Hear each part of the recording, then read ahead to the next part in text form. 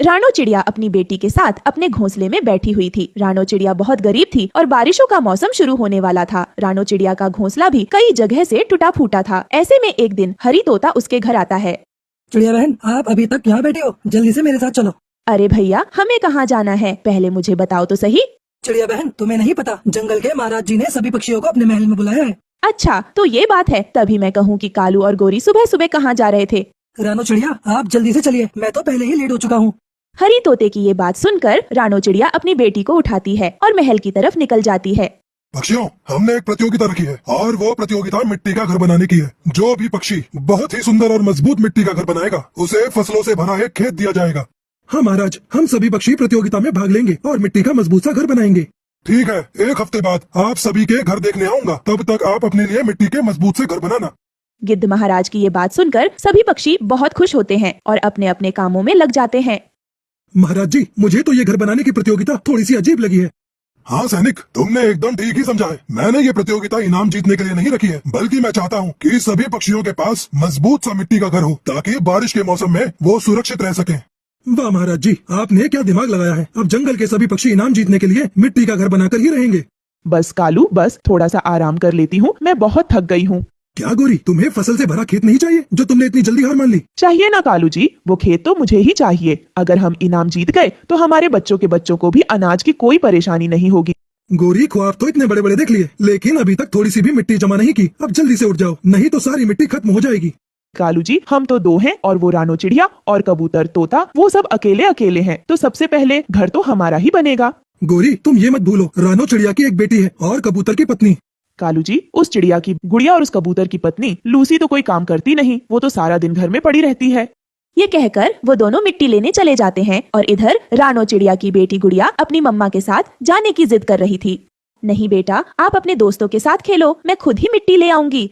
मम्मा, मैं किसके साथ खेलूं? मेरा दोस्त तो अपने मामा के घर गया है और अभी तक वापस नहीं आए हैं।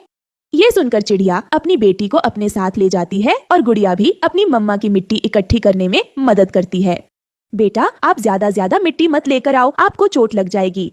शाम होने तक वो दोनों मिट्टी इकट्ठी कर लेते हैं और अपने घर ले आते हैं। उधर कालू और गौरी भी मिट्टी इकट्ठी करके घर ले आते हैं। गोरी, तुम बहुत बुरी हो, तुमने सारी मिट्टी मेरे ही सर पर रख दी और खुद तो खाली पंख खिलाकर आई हो। हाँ, बस इतने में ही थक गए तुम। और उस चिड़िया को देखो, वो तो अकेली है, सारा काम खुद ही करती है, कुछ सीखो उससे। हाँ गोरी, सब कुछ मुझे ही सीखने की जरूरत है, बाकी आपको तो एमए की डिग्री मिली हुई है ना। अच्छा, बस चलो, अब भोजन खाकर सो जाते हैं, घर बनाने का काम सुबह करेंगे।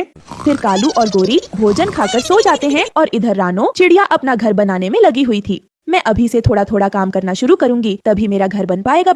ये कहकर चिड़िया अपना घर बनाने लगती है। वो रोजाना थोड़ी थोड़ी मिट्टी लाती और अपना घर बनाती। इसी तरह एक हफ्ते का समय बीत जाता है और सभी पक्षी अपना अपना घर बना लेते हैं। चिड़िया, हम सभी पक्षियों ने मिट्टी से घर तो बना लिए, लेकिन न जाने महाराज जी किसके घर को देखकर इनाम देंगे। बंटी भैया, महाराज इसका फैसला कल कर देंगे, आज क्यों परेशान होते हो? ठीक है चिड़िया, मैं चलता हूँ, मुझे घर में थोड़ा काम है। कबूतर वहाँ से चला जाता है। तभी उसकी नजर कालू और गोरी के घर पर पड़ती है। वो दोनों तो आपस में लड़ रहे थे। कालू जी, आपने ये कैसा घर बनाया है? ये तो अभी से कमजोर सा लग रहा है। मैं क्या करूं, मुझे जैसा घर बनाना आता था मैंने बना दिया। अगर तुम्हें इससे भी अच्छा घर बनाना आता है तो तुम खुद ही बना लो, मुझसे मत लड़ो। गोरी कौवी, घर बनाने में कालू की कोई गलती नहीं है। तुम दोनों ने बेकार मिट्टी से घर बनाया है, तो ये मजबूत कहाँ से बनेगा? इसलिए तुम तो इनाम लेने के बारे में भूल ही जाओ।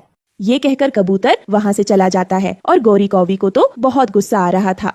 कालू जी, अब हम घर दोबारा तो नहीं बना सकते और हम इस बेकार घर से इनाम तो कभी नहीं जीतेंगे, तो मैंने कुछ सोचा है। क्या गोरी, जल्दी बताओ, तुमने क्या सोचा है? कालू जी, चिड़िया को उसके घर से निकाल देते हैं और हम उसके घर में रहते हैं, तब महाराज जी सोचेंगे कि वो घर हमने बनाया है। हाँ गोरी, ये तो बिल्कुल सही आइडिया है। मैंने देखा है चिड़िया के घर को, उसने बहुत ही मजबूती से अपना घर बनाया है। परंतु हम रानो चिड़िया को घर से निकालेंगे कैसे? बस कालू जी, आप घर पर ही रहो, चिड़िया का इंतजाम तो मैं करके आती हूँ। ये कहकर गौरी कौवी चिड़िया के पास आती है और उसे कहती है, चिड़िया बहन, मेरा बेटा ना जाने अपने मामा के घर से कहाँ गुम हो गया है। कालू जी तो सुबह से ही मेरे बेटे को ढूंढने के लिए गए हैं, लेकिन अभी तक कोई भी खबर नहीं आई। गौरी बहन, आप परेशान मत हो, आपके बेटे को कुछ नहीं होगा। कालू भैया तुम्हारे बेटे को ढूंढ लाएंगे। चिड़िया बहन, अब मेरा घर में बिल्कुल भी मन नहीं लग रहा है, पर मुझे रात के अंधेरे में बाहर जाने में डर लग रहा है, इसलिए मैं तुम्हारे पास आई हूँ। तुम मेरे साथ मेरे बेटे को ढूंढने के लिए चलो। पर गौरी बहन, मैं अपनी बेटी को अकेला नहीं छोड़ सकती, वो अभी सो रही है। ना मत कीजिए चिड़िया बहन, मैं आपके पास बहुत ही उम्मीदों से आई हूँ, ये सोचकर कि आप मना नहीं करेंगी, इसलिए आप अपनी बेटी को अपने साथ लेकर चलिए। फिर रानो चिड़िया अपनी बेटी को भी अपने साथ लेकर चली जाती है। गौरी कौवी उन्हें जंगल से दूर ले जाती है और वो टूटे फूटे घर के पास आकर रुक जाती है। चिड़िया बहन, हम एक बार अपने बेटे को इस पुराने से घर में देख लेते हैं, क्या पता वो रास्ता भटकते भटकते यहाँ आ गया हो। ठीक है बहन, अभी हम अंदर जाकर तुम्हारे बेटे को देखते हैं। फिर वो दोनों उस पुराने घर के अंदर जाती हैं, लेकिन गौरी कौवी बड़ी ही चालाकी से पीछे रह जाती है और रानो चिड़िया के आगे जाते ही वो बाहर से दरवाजा बंद कर देती है। अब दोनों माँ बेटी इसी घर में मरते रहो। अब मिट्टी का घर भी हमारा और फसल से भरा खेत भी हमारा। गौरी बहन, दरवाजा खोलो। आपने हमें इस घर के अंदर बंद क्यों किया है? प्लीज गौरी बहन, दरवाजा खोलो। अब तो दरवाजा इनाम लेने के बाद ही खुलेगा चिड़िया, तब तक आप यहीं पर बंद रहो। ये कहकर गौरी कौवी अपने घर चली जाती है और घर जाकर कालू से कहती है, चलो कालू जी, उस चिड़िया के घर चलते हैं। लेकिन गोरी, वो चिड़िया कहाँ गई? कहीं वो वापस ना आ जाए। नहीं कालू जी, मैंने उसका पक्का इंतजाम कर दिया है। प्रतियोगिता खत्म होने से पहले वो यहाँ नहीं आएगी। फिर गौरी कौवी चिड़िया के घर में आकर सो जाते हैं। सुबह भी हो जाती है। अगले दिन राजा जी सभी पक्षियों के घर देखने आते हैं और सब पक्षी उन्हें अपना घर दिखाते हैं। देखो महाराज जी, मैंने बहुत ही अच्छी मिट्टी से अपना घर बनाया है और मेरा घर बहुत ही मजबूत है। हाँ तोते, तुम्हारा घर मजबूत तो है, लेकिन इतना भी नहीं कि हम तुम्हें इनाम दे सकें। ये कहकर गिद्ध महाराज कबूतर का घर देखने आते हैं और उसका घर भी उन्हें पसंद नहीं आता। फिर वो कालू कौवे के घर आते हैं। देखे महाराज जी, देखे मैंने कितना सुंदर और मजबूत घर बनाया है मिट्टी का। ऐसा घर आपको पूरे जंगल में कहीं नहीं मिलेगा। अरे वाह गौरी कालू, आपने घर तो बहुत ही मजबूत बनाया है। वैसे देखने में तो आप दोनों बहुत ही कामचोर लगते थे। तो महाराज जी, हमें इनाम में हमारा फसल का खेत दे दीजिए। गौरी बहन, इनाम देने का तो एक बहाना था। मैंने आप सबसे झूठ बोला था। क्यों महाराज जी, आपने ऐसा झूठ क्यों बोला? आप मुझे माफ कर दीजिए। वो क्या है ना, तेज बारिश और तूफान में तिनके के घर टूट जाते थे और कई पक्षियों की मौत भी हो जाती थी, इसलिए मैंने आप सबसे पक्के और मजबूत घर बनाने के लिए झूठ बोला था।